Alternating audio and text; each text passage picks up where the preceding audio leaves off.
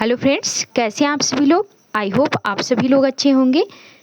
तो जल्दी से जुड़ जाइए दीपा एकेडमी से, क्योंकि डेली 8 PM पे आप लोगों का बीएड फर्स्ट ईयर की क्लास होती है यहाँ पे। जी हाँ, यहाँ पे बीएड फर्स्ट ईयर की डेली क्लास होती है 8 PM पे, जिसका सेशन है 2025 से 27। यहाँ पे हम लोग कोर्स 1 से क्लास शुरू किए हैं, जिसका यूनिट 2 अभी हम पढ़ रहे हैं, क्योंकि यूनिट 1 हमारा कंप्लीट हो चुका है। आज हमारा 11वां क्लास है, जिसमें से हमारा यूनिट 2 का आज चौथा क्लास है। ये सभी यूनिवर्सिटी के लिए क्लास इंपॉर्टेंट होने वाला है। तो आप किसी भी यूनिवर्सिटी से हैं, दीपा एकेडमी से जुड़कर आप अपने बीएड फर्स्ट ईयर की तैयारी बहुत ही बेहतरीन तरीके से कर सकते हैं, वो भी बिल्कुल फ्री। आप लोगों को अगर इस क्लास में जिस नोट्स से आपको पढ़ाया जाता है वह नोट्स चाहिए, तो सिर्फ इसके लिए आप लोगों को 49 रुपीज़ पे करना पड़ेगा। इसके लिए आप लोगों को इसी वीडियो के डिस्क्रिप्शन बॉक्स में टेलीग्राम चैनल का लिंक मिल जाएगा, वहाँ पे क्लिक करके आप उसे फॉलो कर लीजिएगा। और कैसे आप लोगों को PDF मिलेगा और कैसे आप लोगों की 49 रुपीज़ पे करना होगा, ये सभी जानकारी आप लोगों को वहीं पर मिल जाएगा। और सिर्फ इस क्लास के नोट्स ही नहीं, आप लोगों को साथ में ऑब्जर्वेशन की कॉपी कैसे लिखना है, लिखे हुए कॉपी का PDF मिलेगा, और असाइनमेंट की कॉपी कैसे लिखना है उसको भी लिखे हुए कॉपी का आपको PDF दिया जाएगा, ताकि आप उसी के अनुसार देखकर आप अपना कॉपी तैयार कर सकेंगे। तो चलिए शुरू करते हैं आज की क्लास। उससे पहले आप सभी लोग एक बार क्लास को शेयर कर दीजिए, और जो भी इस चैनल पर पहली बार विजिट कर रहे हो तो प्लीज़ चैनल को सब्सक्राइब जरूर कर लीजिएगा। और आप लोगों से मैं यही कहना चाहूँगी कि 49 रुपीज़ बहुत ही छोटा अमाउंट है, और नोट्स आप लोगों को रहेगा तो इसे आप लोग क्या कर सकते हैं, हार्ड कॉपी में प्रिंट आउट निकलवा सकते हैं, तो आप लोगों को पढ़ने में ज़्यादा सुविधा होगी। तो आप लोग इसे ले लीजिएगा। यहाँ पे आप लोगों को C1 से C6 तक टोटल क्लास मिलेगा, और साथ में आप लोगों का मेथड से VVI क्वेश्चन भी दिया जाएगा। तो चलिए देखते हैं आज का यूनिट 2 से हमारा क्या क्वेश्चन है। कोर्स 1 से हम चाइल्डहुड एंड ग्रोइंग अप, बाल अवस्था और विकास पढ़ रहे हैं, जिसका हम यूनिट 1 ऑलरेडी पढ़ चुके हैं। तो जो भी इस क्लास में पहली बार आए हो तो यूनिट 1 का टोटल क्लास आप लोग ज़रूर देख लीजिएगा, और साथ में यूनिट 2 का ऑलरेडी 3 क्लास हो चुका है, तो उसे भी आप लोग देख लीजिएगा। तो आज हमारा यूनिट 2 से चौथा क्लास है, और इस कोर्स में टोटल कितने यूनिट है, तो 5 यूनिट हैं। तो आज हमारा क्वेश्चन है, क्या क्वेश्चन है आज हमारा, बाल अवस्था की शैक्षिक भूमिका। बाल अवस्था में शैक्षिक भूमिका क्या होती है, इसे आज हम पढ़ने वाले हैं। तो चलिए पढ़ते हैं। ये सारे क्वेश्चन आप लोगों को 4-5 टॉपिक दिए रहेंगे, उसमें आप लोगों को लिखा रहता है कि किन्हीं 2 टॉपिक पे संक्षिप्त टिप्पणी करें। तो इस टाइप के क्वेश्चन में आप लोगों को ऐसे क्वेश्चन पूछे जाते हैं। तो यहाँ पे क्वेश्चन आप लोगों से पूछा जा रहा है, बाल अवस्था की शैक्षिक भूमिका। देखते हैं क्या है। यहाँ पे सबसे पहले इसमें भी आप लोगों को क्या करना है, परिचय लिखना है। तो परिचय पढ़ते हैं। क्या है परिचय में, मानव जीवन को विभिन्न अवस्थाओं में विभाजित किया गया है, जिसमें से बाल अवस्था सबसे महत्वपूर्ण अवस्था मानी जाती है। यह अवस्था जन्म से लेकर लगभग 12 वर्ष की आयु तक मानी जाती है। यह अवस्था जन्म से लेकर कब तक मानी जाती है, तो 12 वर्ष की आयु तक मानी जाती है। इसे स्वर्णिम काल भी कहते हैं। इसे क्या कहते हैं, स्वर्णिम काल भी कहा जाता है, क्योंकि इसी समय बच्चे का शारीरिक, मानसिक, सामाजिक एवं भावनात्मक विकास तीव्र गति से होता है। शिक्षा के क्षेत्र में बाल अवस्था का विशेष महत्व है, क्योंकि यही वह आधारभूत अवस्था है जहाँ पर व्यक्ति के संपूर्ण जीवन की नींव रखी जाती है। बिल्कुल सही बात है। बाल अवस्था में अगर सही से पोषण पालन नहीं हुआ, उनका इन्वायरमेंट सही से नहीं हुआ, तो उनका क्या हो सकता है, उनकी नींव डगमगा सकती है। इसलिए यहाँ पे शिक्षा के क्षेत्र में बाल अवस्था का विशेष महत्व है, क्योंकि यही वह आधारभूत अवस्था है जहाँ पर व्यक्ति के संपूर्ण जीवन की नींव रखी जाती है। आगे देखते हैं। प्रसिद्ध मनोवैज्ञानिक जीन पियाजे के अनुसार बचपन ज्ञान प्राप्ति और अनुभव अर्जन की सबसे संवेदनशील अवधि है, क्योंकि इसी समय मस्तिष्क के सीखने की क्षमता सर्वाधिक होती है। बिल्कुल सही है। मनोवैज्ञानिक जीन पियाजे ने संज्ञानात्मक विकास दिया था, और उन्होंने ऐसा माना है कि बचपन ज्ञान प्राप्ति और अनुभव अर्जन की सबसे संवेदनशील अवधि है, क्योंकि इसी समय मस्तिष्क की सीखने की क्षमता सर्वाधिक होती है। संज्ञानात्मक विकास इन्होंने दिया था, जो कि मस्तिष्क से ही रिलेटेड है। आगे है, इस प्रकार बाल्य अवस्था को शिक्षा के लिए सबसे उपयुक्त एवं आधारशिला स्थापित करने वाली अवस्था मानी जाती है। इसी प्रकार क्या है, बाल्य अवस्था को शिक्षा के लिए सबसे उपयुक्त एवं आधारशिला स्थापित करने वाली अवस्था माना गया है। आगे देखते हैं। आगे हम पढ़ने वाले हैं परिभाषा। परिभाषा में क्या है, यहाँ पे मनोवैज्ञानिक का नाम देते हुए उनके अनुसार उन्होंने जो बोला है वही लिखा जाता है। तो पहले कौन से मनोवैज्ञानिक के अनुसार है, तो सबसे पहले हम पढ़ने वाले हैं डॉक्टर स्टेनले हॉल के अनुसार। इन्होंने क्या बोला है, बाल अवस्था वह अवधि है जिसमें बच्चा जिज्ञासु, सक्रिय और सीखने के लिए सबसे अधिक उत्सुक रहता है। क्योंकि बाल्य अवस्था में क्या होता है, बच्चा शैशव अवस्था से बाल्य अवस्था में जाता है। तो यहाँ पे वो अपने फैमिली से उसके बाद कहाँ जाता है, स्कूल में जाता है। तो यहाँ पे क्या होता है, उसके अंदर जिज्ञासा, सक्रिय और सीखने के लिए सबसे अधिक उत्सुक रहता है। दूसरा हम पढ़ने वाले हैं जीन पियाजे के अनुसार, बाल्य अवस्था विचार एवं संज्ञानात्मक क्षमता के विकास का वह काल है जिसमें बच्चा भाषा, संस्कृति, कल्पना और तार्किक सोच का अभ्यास करता है। जीन पियाजे ने क्या कहा है, बाल्य अवस्था विचार संज्ञानात्मक क्षमताओं का विकास का वह काल है जिसमें बच्चा भाषा, स्मृति, कल्पना और तार्किक सोच का क्या करता है, अभ्यास करता है। आगे देखते हैं, आगे शिक्षा शास्त्र की दृष्टि से देखते हैं क्या है, बाल्य अवस्था वह अवस्था है जब बच्चे संस्कार, शिक्षा एवं जीवन के मूलभूत मूल्य दिए जाते हैं जो आगे चलकर उसके चरित्र और व्यक्तित्व की नींव रखते हैं। क्या होता है इसमें, शिक्षा शास्त्र के अनुसार क्या है, बाल अवस्था वह अवस्था है जब बच्चे में क्या होता है, संस्कार डाला जाता है, शिक्षा एवं जीवन के मूलभूत मूल्य दिए जाते हैं जो आगे चलकर उसके चरित्र और व्यक्तित्व की नींव बनते हैं। जो भी संस्कार, शिक्षा एवं जीवन के मूलभूत मूल्य दिए जाते हैं, कब दिए जाते हैं, वो बाल्य अवस्था में दिए जाते हैं जो कि आगे चलकर उनके चरित्र और व्यक्तित्व की नींव बनते हैं। आगे पढ़ते हैं, यहाँ पे आगे आप लोगों को क्या करना है, ग्राफ बनाना है। सेंटर में आप लोगों को लिखना है बाल अवस्था की शैक्षिक भूमिका। उसके बाद यहाँ पे जो भी टॉपिक हम पढ़ेंगे वो टॉपिक जैसे कि शारीरिक विकास में भूमिका, तो यहाँ पे हम लोग लिखेंगे ऐसे करके शारीरिक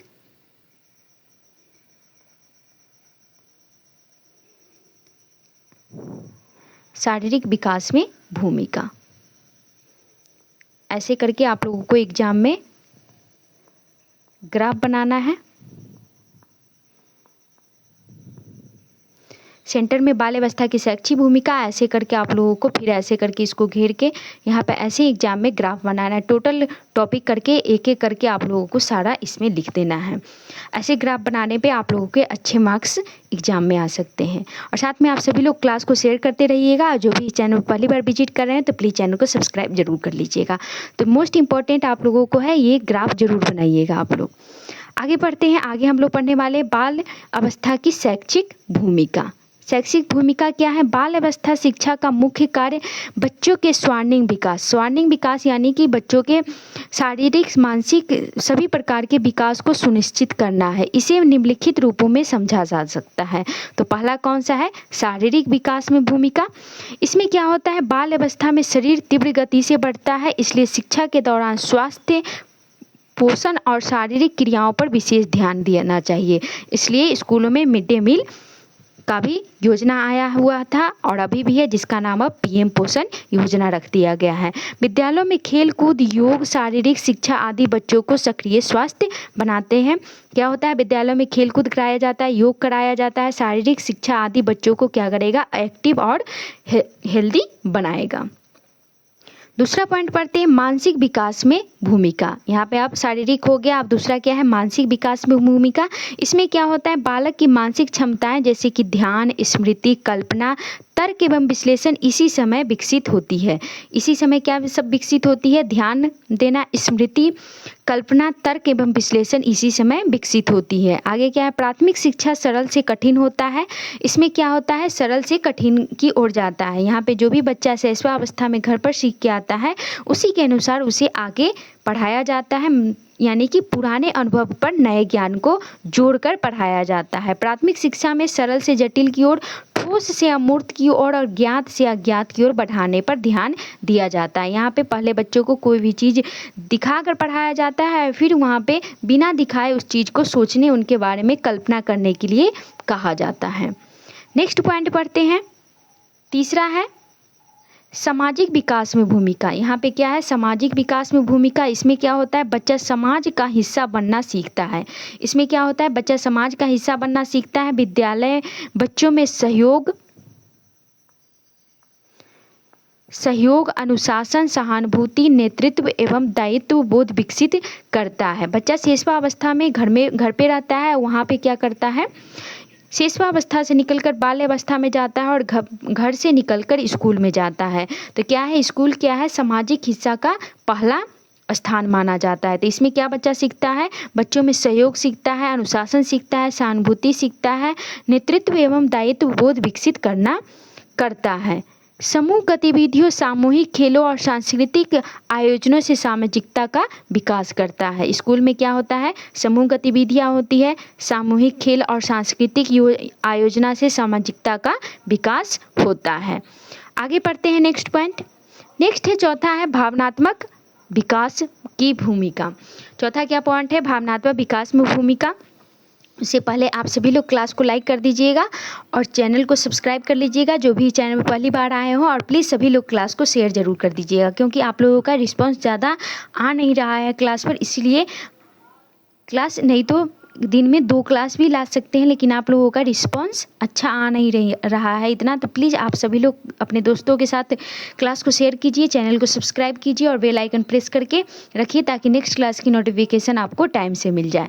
तो यहाँ पे हम चौथा पॉइंट पढ़ते हैं, भावनात्मक विकास में भूमिका। यहाँ क्या होता है, बाल्यावस्था में भावनाएं तीव्र और अस्थिर होती है। क्या होता है इसमें, भावनाएं तीव्र और अस्थिर होती है। शिक्षा के माध्यम से बच्चों को सही भावनात्मक नियंत्रण, आत्मविश्वास और सकारात्मक दृष्टिकोण सिखाया जाता है। शिक्षक और परिवार इस अवस्था में बच्चे को सुरक्षा, स्नेह एवं प्रोत्साहन देकर भावनात्मक संतुलन स्थापित करने में मदद करते हैं। नेक्स्ट पॉइंट देखते हैं, 5वां पॉइंट है नैतिक एवं चारित्रिक विकास में भूमिका। नैतिक एवं चारित्रिक विकास में भूमिका। यहाँ पे क्या होता है, नैतिक विकास होता है, और क्या होता है, बच्चे का चरित्र निर्माण में भूमिका। चलिए पढ़ते हैं इसको क्या है। इस समय बच्चों में सत्य, अहिंसा, अनुशासन, ईमानदारी, सहयोग और समानता जैसे नैतिक मूल्यों की शिक्षा दी जाती है। नैतिक मूल्य में यहाँ पे क्या सिखाया जाता है, बच्चों में सत्य, अहिंसा यानी कि मारपीट नहीं करना है, अनुशासन, ईमानदारी, सहयोग, समानता जैसे नैतिक मूल्यों की शिक्षा दी जाती है। नैतिक शिक्षा कहानियों, धार्मिक और सांस्कृतिक कार्यक्रम बच्चों के चारित्रिक विकास को मजबूत बनाते हैं। यहाँ पे क्या करते हैं, नैतिक शिक्षा कहानी, धार्मिक और सांस्कृतिक कहानियाँ सुनाकर, धार्मिक ग्रंथों को सुनाकर, सांस्कृतिक कार्यक्रमों द्वारा क्या करते हैं, बच्चों के चरित्र विकास को मजबूत करते हैं।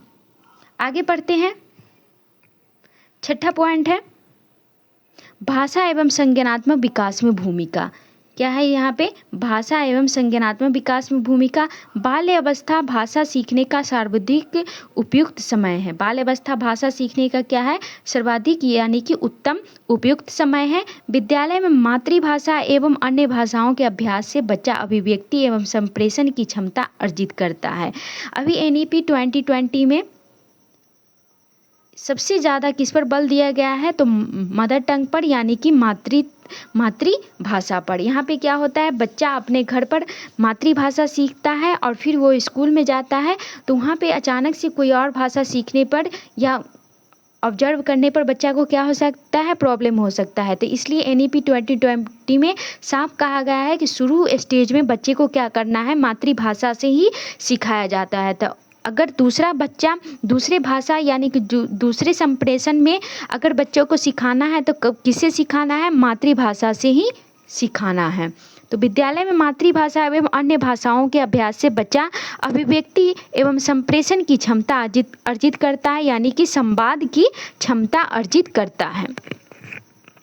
पठन पाठन और रचनात्मक गतिविधियों से संज्ञानात्मक विकास होता है। क्या होता है, पठन पाठन और रचनात्मक गतिविधियों से क्या होता है, संज्ञानात्मक विकास होता है। संज्ञानात्मक यानी कि उनका माइंड डेवलपमेंट होता है। नेक्स्ट पॉइंट पढ़ते हैं, 7वां पॉइंट है रचनात्मक एवं सौंदर्य बोध का विकास। क्या है, रचनात्मक एवं सौंदर्य बोध का विकास। इसमें क्या होता है, इस अवस्था में बच्चा चित्रकला, संगीत, नृत्य, खेलकूद और हस्तकला जैसी गतिविधियों में विशेष रुचि दिखाता है। क्या होता है, बच्चा शिशुअवस्था से निकलता है, बाल अवस्था में वो सीखता है नई नई चीज़ों को। जिसको अगर चित्रकला में रुचि हो, चित्रकला हो, संगीत हो, नृत्य हो, खेलकूद और हस्तकला जैसी गतिविधियों में विशेष रुचि दिखाता है। विद्यालय इन्हीं रुचियों को पोषण देकर रचनात्मकता को विकसित करता है। क्या करता है विद्यालय, इन्हीं रुचियों को पोषण देकर रचनात्मकता को विकसित करता है। जो कि ये रचनात्मकता पर ज़्यादा से ज़्यादा बल दिया गया है। इसमें क्या होता है, बच्चा खुद के अनुभव से सीखता है। रचनात्मकता में क्या होता है, बच्चा खुद के अनुभव से सीखता है। खुद के अनुभव से, खुद के अनुभव से यानी कि खुद करके, खुद के अनुभव से क्या करता है, सीखता है। खुद करके क्या करता है, सीखता है। करके सीखना होता है, लर्निंग बाय डूइंग। इसका मतलब आप लोगों को समझ में आ गया होगा। आगे देखते हैं नेक्स्ट पॉइंट। 8वां है जीवन कौशल का विकास। 8वां पॉइंट क्या है, जीवन कौशल का विकास। इसमें क्या होता है, शिक्षा बच्चों को आत्मनिर्भर बनाता है, जिम्मेदार एवं व्यावहारिक जीवन के लिए सक्षम बनाती है। क्या होता है, जीवन कौशल का विकास में क्या होता है, शिक्षा बच्चों को आत्मनिर्भर बनाता है, जिम्मेदार एवं व्यावहारिक जीवन के लिए सक्षम बनाता है। लर्निंग मतलब क्या होता है, बिहेवियर चेंजिंग होता है। तो बच्चों को अगर अच्छे से उनको पढ़ाया जाए, उनका एनवायरनमेंट सही मिले तो क्या होगा, बच्चा आत्मनिर्भर बनेगा, जिम्मेदार एवं व्यावहारिक जीवन के लिए सक्षम बनाती है। सहयोग, निर्णय क्षमता, समस्या समाधान और समय प्रबंधन जैसे कौशल इसी समय विकसित होते हैं। बाल अवस्था में ही बच्चों के अंदर सहयोगात्मक भावना उत्पन्न होती है, निर्णय क्षमता बनती है, समस्या समाधान और समय प्रबंधन जैसे कौशल इसी समय विकसित किए जाते हैं। तो ये हमारा लास्ट पॉइंट था। इसी तरीके से आप लोगों को ग्राफ में यहाँ पे सारे पॉइंट को क्या करना है, दर्ज करना है। यहाँ पे सेंटर में आप लोगों को बाल अवस्था की शैक्षिक भूमिका और सारे पॉइंट को ऐसे ऐसे करके आप लोगों को क्या करना है, ग्राफ बनाना है। आप लोगों को समझ में आ गया होगा, ऐसे करके।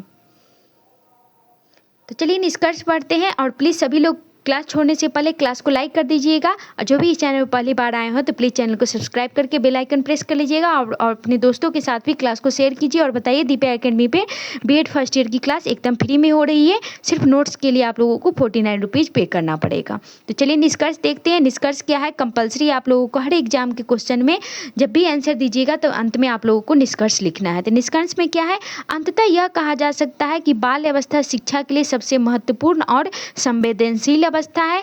यही वह काल है जिसमें बच्चे के व्यक्तित्व की नींव रखी जाती है। भविष्य में उनका व्यक्तित्व कैसा होगा, उसका नींव कब रखा जाता है, बाल अवस्था में ही रखा जाता है। यदि इस अवस्था में उचित शिक्षा, सही वातावरण और सकारात्मक मार्गदर्शन प्रदान किए जाए तो बच्चा भविष्य में एक सुसंस्कृत, ज्ञानवान और जिम्मेदार नागरिक बन सकता है। आगे क्या है, इस प्रकार बाल अवस्था की शैक्षिक भूमिका केवल पुस्तकालय ज्ञान तक सीमित नहीं है। बिल्कुल सही बात है। इस प्रकार बाल अवस्था की शैक्षिक भूमिका केवल पुस्तकालय ज्ञान तक ही सीमित नहीं है, बल्कि यह शारीरिक, मानसिक, सामाजिक और भावनात्मक, नैतिक और रचनात्मक सभी पक्षों के संतुलित विकास पर आधारित है। बिल्कुल, सिर्फ किताबी ज्ञान से कुछ नहीं होने वाला है। साथ में बच्चों को क्या होना चाहिए, शारीरिक ज्ञान होना चाहिए, मानसिक होना चाहिए, सामाजिक होना चाहिए, भावनात्मक होना चाहिए, नैतिक और रचनात्मक सभी बच्चों को संतुलित विकास बच्चों में होना चाहिए। इसलिए कहा गया है कि बाल अवस्था की शिक्षा जीवन की ही शिक्षा है, क्योंकि यही आने वाले भविष्य की दिशा और दशा निर्धारित करती है। बाल अवस्था शिक्षा जीवन की शिक्षा है, क्योंकि यही आने वाले भविष्य की दिशा और दशा निर्धारित करती है। तो इसी के साथ हमारा क्लास अब खत्म हो गया। तो कैसा लगा क्लास और कंटेंट आप लोग ज़रूर बताइएगा। फीडबैक आप लोग ज़रूर दीजिएगा। फीडबैक आप लोग देते नहीं हैं, बहुत ही कंजूसी करते हैं फीडबैक देने में, और क्लास को नहीं लाइक करते हैं, नहीं आप लोग अपने दोस्तों के साथ शेयर करते हैं, नहीं चैनल को आप लोग सब्सक्राइब करते हैं। यहाँ पे फ्री में इतना अच्छा क्लास मिल रहा है, फिर भी आप लोग हर चीज़ में कंजूसी कर रहे हैं। अपने दोस्तों के साथ क्लास कीजिए, उनको बताइए, शेयर कीजिए, उनको बताइए कि यहाँ पर फ्री में क्लास मिल रहा है। आप लोग कहीं भी पे करके ही आप लोगों को टोटल क्लास मिलेगा। फ्री में कहीं भी आप लोगों को क्लास अवेलेबल नहीं होगा।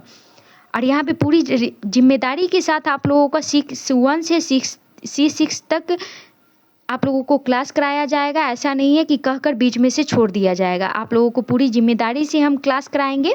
आप लोग लास्ट तक बने रहिएगा और देख भी लीजिएगा। तो क्लास के अंत तक बने रहने के लिए thank you so much. Class और कंटेंट अच्छा लगे तो लाइक कीजिए, शेयर कीजिए। जो भी चैनल पर पहली बार आए हो तो प्लीज़ चैनल को सब्सक्राइब कर लीजिएगा और फीडबैक जरूर दीजिएगा। अच्छा फीडबैक मिलने से इंटरनल मोटिवेशन मिलता है आप लोगों के लिए ऐसे ही अच्छे क्लास लाने के लिए। तो मिलते हैं नेक्स्ट क्लास में। जय हिंद, जय भारत।